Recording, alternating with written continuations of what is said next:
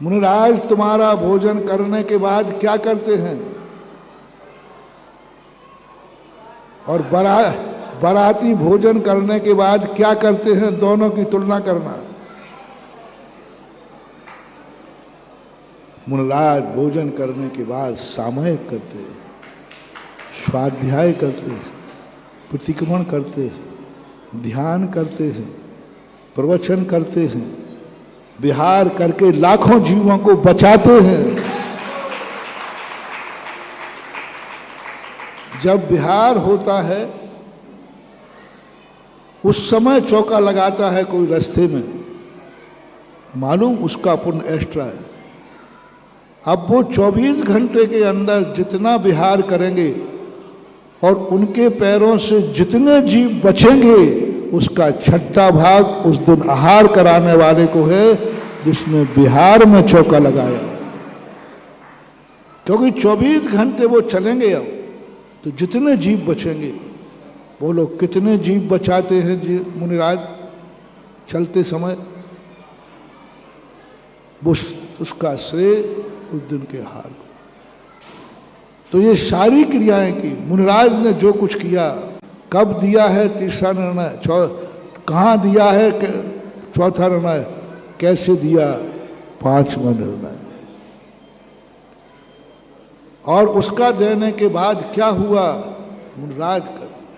इसी प्रकार से 1000 मंदिर आपने कॉलोनी में बनाए और एक छोटा सा मंदिर किसी तीर्थ पर बना दिया, तो उतना ही अंतर है, क्योंकि यहाँ की उपयोगिता तीर्थ है। बस तीर्थ शब्द, मंदिर को तीर्थ नहीं कहा। तीर्थ वह कहलाता है जहाँ सारे जगत के लिए दर्शन करने की, वंदना करने का भाव आता है। तो तीर्थ पर जब ऐसा भाव आ जाए, कोई माता और कोई किसी घर की पत्नी ये कह दे कि नहीं, तीर्थ पर मंदिर बन रहा है, तीर्थ का निर्माण हो रहा है, उस दान के लिए देती हो। ऐसी नारी, ऐसी महिला और ऐसी बेटी भी है।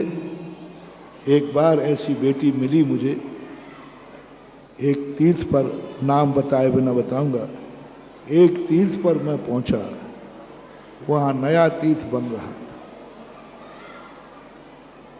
तो प्रवचन हुआ, एक घर में जाके चर्चा हुई, क्या करें, मंदिर बनाने का बहुत भाव है, लेकिन हम मंदिर बनाएंगे तो बिटिया के हाथ पीले कैसे करेंगे? शादी भी तो सामने रखी है, बेटी भी तो जवान हो गई है। बस ये शब्द निर्णय होना था, या तो बेटी की शादी कर लो और या फिर मंदिर बनाने की हिम्मत कर लो। तो यदि दो में से एक करना पड़े तो आप लोगों की सहमति क्या है? मुंह देखी मत करना, सही सही बोलना। एक और बिटिया की शादी करना है और एक और मंदिर बनाना है, दोनों में से आप लोग क्या करोगे पहले ये बताओ। नहीं डरो मत, बोल दो, अंदर जो है सो है।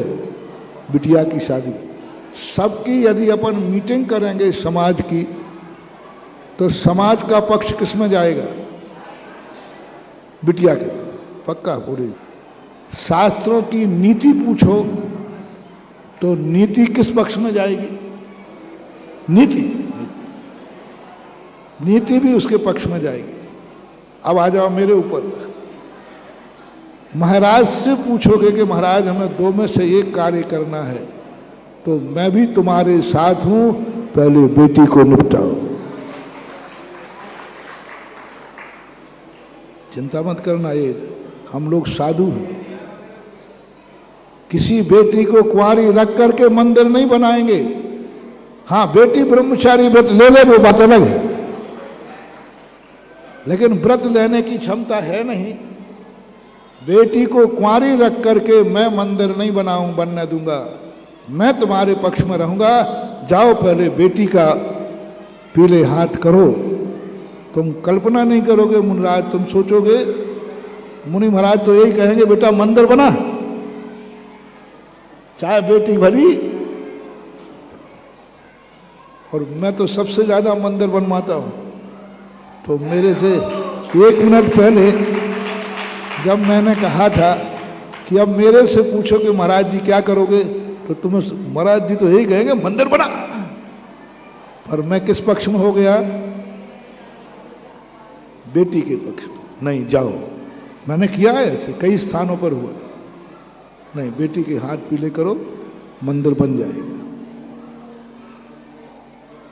बहुत महानुभाव, बहुत बहुत बड़ी बात है। उस बेटी ने ये सुन लिया कि मेरे माँ बाप की इच्छा तो है, लेकिन चूंकि मेरे कारण से वह मंदिर नहीं बना पाएंगे, उसने मम्मी पापा के सामने कहा मैं भली नारी हूं, मैं जैन हूं और आप जैसे माता पिताओं की संतान हूं, और मैं भी जो आपके गुरु हैं उन्हीं की मैं भी चेली हूं।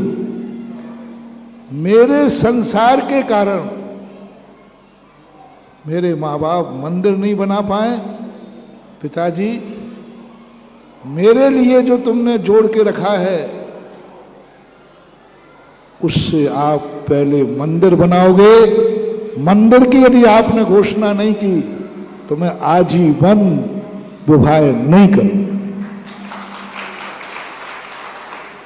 बेटे ऐसा मत करो। बोले नहीं, जब ब्राह्मणी सुंदरी अपने माँ बाप की भावना रखने के लिए आजीवन ब्रह्मचर्य व्रत ले सकती है, तो आज पंचम काल में भी जीवित। बेटी तेरा भाव ऐसा है ही नहीं संयम का। नहीं, मैं पालन करूं और करूंगी शादी उसी से जो एक नारियल पर शादी करेगा, तो मैं करूंगा। जय हिंद दोस्तों, अगर आपको मेरी वीडियो अच्छी लगती है तो प्लीज़ मेरे चैनल को लाइक शेयर सब्सक्राइब करिए और इसी तरह से अपना प्यार देते रहिए। धन्यवाद।